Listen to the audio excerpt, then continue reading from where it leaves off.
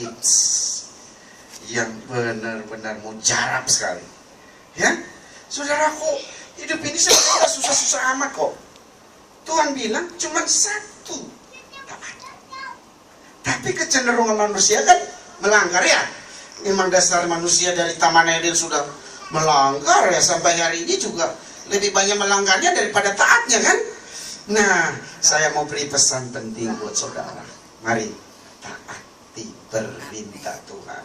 Kalau kau mau melihat tahun Yobel tergenapi dalam bisnismu, dalam rumah tanggamu, dalam pelayananmu, dalam seluruh aspek dan lini kehidupan saudara. Katakan amin. Amin. Saudara yakin? Amin. Loh, kok nggak ada yang bilang amin? Amin. Ragu-ragu ya? Ini firman Tuhan, Bapak Ibu. Ya, saya percaya kebenaran itu tidak sekedar wacana, tapi benar-benar satu kebenaran yang perlu dipegang. Kalau Anda mengikuti kebenaran ini, Anda pasti melihat hasilnya dahsyat dan luar biasa. Amin. Saya yakin, saudara, saya itu apa ya? Janjinya itu luar biasa ya, benar saudara. Yang penting Tuhan bilang ikuti dulu perintahnya. Saya itu melayani pemulung Bapak Ibu, ya. Dan saya tidak pernah ambil persembahan dari mereka sampai hari ini. Tapi saya tetap makan nasi. Belum pernah dan tidak akan pernah makan pasir. Benar. Saya makan nasi, makanya aduh, saya mengembang ke kiri dan ke kanan. Kenapa? Saya makan nasi. Istriku satu, anakku dua, tambah cucu dan mantuku, tambah ponakan satu. Semua makan nasi. Tambun-tambun lagi mereka. Kenapa? Saya buktikan janji Tuhan. Karena saya belajar untuk mentaati apa yang Tuhan perintahkan, apa yang Tuhan mau, apa yang Tuhan inginkan. Saya belajar benar-benar mentaati. Kadang-kadang kita taatkan waktu hanya di gereja, waktu kita lihat orang ada pemimpin. Oh no. Tuhan mau bukti waktu tidak ada orang lihat, waktu tidak ada pemimpin, waktu kita di luar kota, waktu kita di mana berada. Tuhan tunjukkanlah di situ. Katakan amin. Amin. Bukan di gereja, bukan di persekutuan begini. Iya, gitu ya. Oke. Kalau Anda mau berhasil dan beruntung, yang kedua, oke, yang kedua deh, Yang kedua, coba buka semua Matius 7. Pasal 7 dari Injil Matius. Kitab pertama dalam perjanjian baru. Injil Matius. Pasal 7. Sudah ketemu semua? Ayat 24 dan 25. Ramai-ramai bacanya. Dengan suara yang menggelegar. Yesus itu ajaib, saudaraku. Katakan amin. Amin. Coba baca, 1, 2, 3. Setiap orang yang mendengar perkataan ini dan melakukannya, ia sama dengan orang yang bijaksana. Dan turunlah hujan, datanglah banjir, lalu angin melanda rumah itu, tetapi rumah itu tidak runtuh sebab didirikan di atas batu. Oke, saudaraku. Berbahagialah orang yang membaca dan yang melakukan firman Tuhan. Alkitab kan bilang begitu. Berbahagialah yang membacakan kitab ini. Hebat ya. Cuma Alkitab kita yang punya statement seperti itu. Nggak ada buku yang lain yang berani. Hanya Alkitab. Kalau kau baca Alkitab, berbahagia. Katakan amin. Amin. Iya. Karena Alkitab saudara mengandung janji. Dan sekali lagi saya mau ingatkan sebelum saya lanjut. Janji itu jangan hanya saudara ingat janji pemeliharaannya.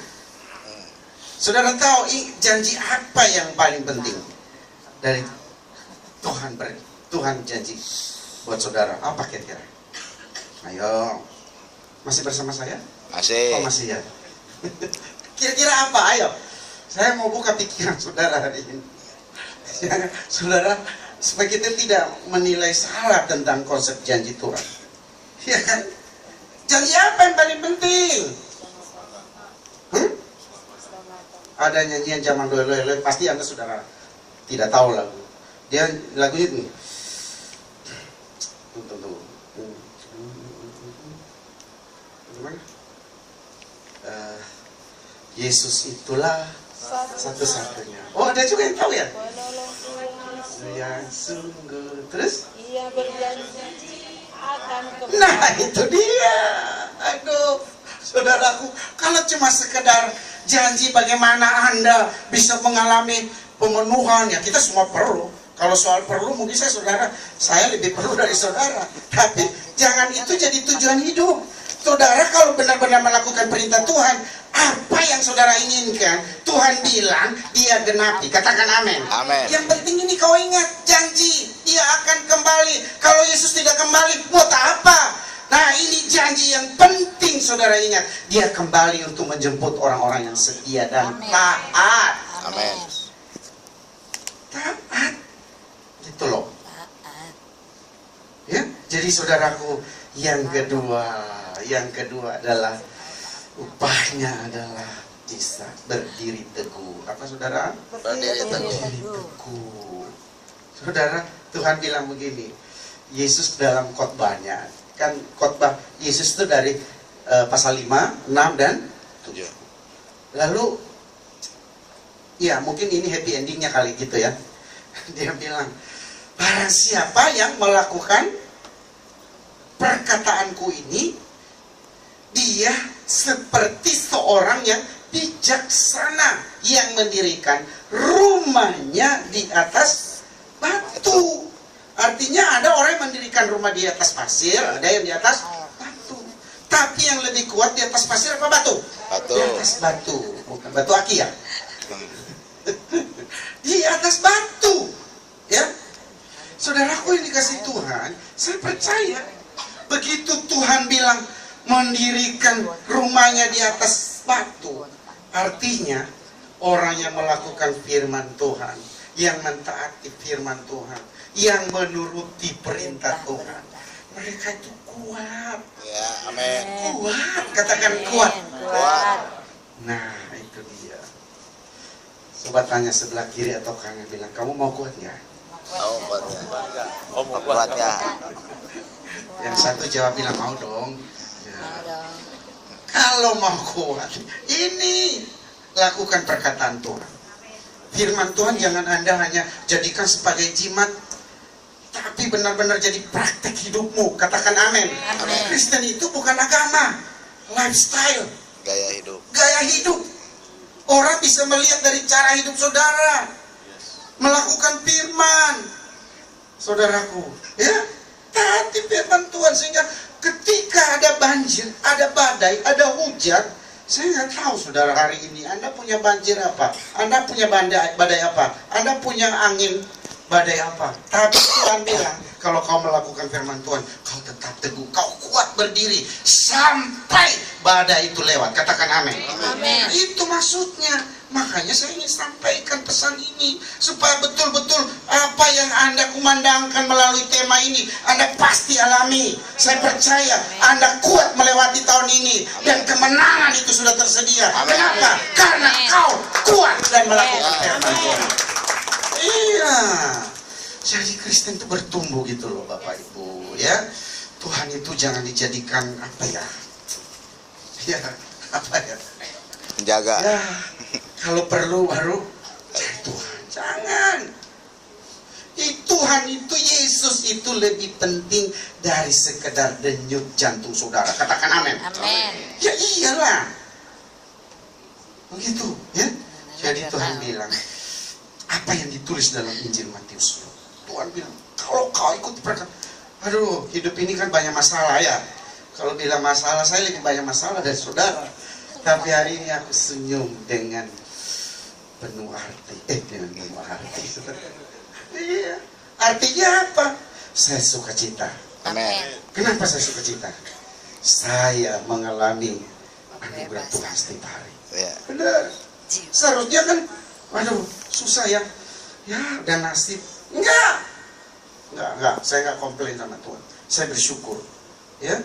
Saya bersyukur dengan keadaan saya begini. Ternyata Tuhan punya agenda khusus buat saya. Amin. Melalui peristiwa yang saya alami. Dan Tuhan jadikan saya alatnya. Dia pakai saya. Anda harus lebih dari saya. Saya punya semangat ini melayani Tuhan ke daerah, ke desa-desa.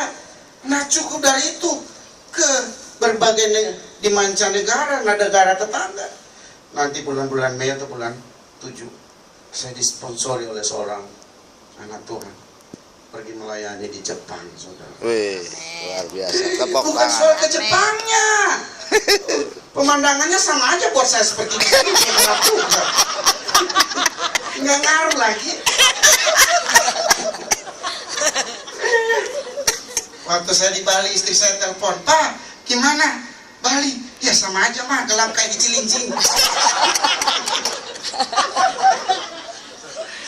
Iya, tapi yang ingin saya sharing pada saudara, bagaimana ketika Tuhan melibatkan kita pada proyek yang besar. Katakan amin. Itu yang penting. Ya. Jepang sama apa namanya? Pekalongan sama aja. Gelap terus. Iya. Yang penting ada terang Kristus di hati. Amin. Lampu boleh mati, tapi saya bisa bawa terang menerangi jiwa-jiwa yang hidup dalam kegelapan. Iya. Hari ini sudah berapa banyak jiwa-jiwa yang datang kepada Tuhan dalam terang melalui seorang pendeta yang mati lampu. Iya kan? Iya, hidup itu harus bermakna. Katakan amin. Amin. Iya. Anda punya mata bisa melotot kiri kanan, gunakan itu buat kemuliaan Tuhan. Iya. Makanya saya bersyukur dengan keadaan saya begini. Saya sudah terbebas minimal 3 dosa. Yang pertama, mata keranjang. Enggak, sudah nggak mata keranjang. Benar, asli deh.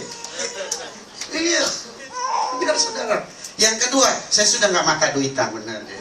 Saudara taruh sekeranjang juga duit sini nggak bakal hijau mata saya, benar. Kalau ibu-ibu nggak usah 1 keranjang, cepet aja sudah hijau matanya ya. Tapi itu ibu-ibu yang di Jakarta, bukan yang di sini. Ya. Enggak, di Jakarta enggak.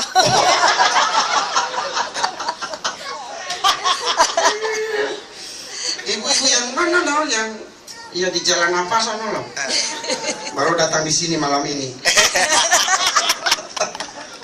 Iya, saya udah nggak mata duitnya. Yang ketiga, sudah nggak terpengaruh dosa rok mini. Nah loh, ya kan? Orang mau pakai rok mini kan, mau rok apa kayak orang gue pikirin.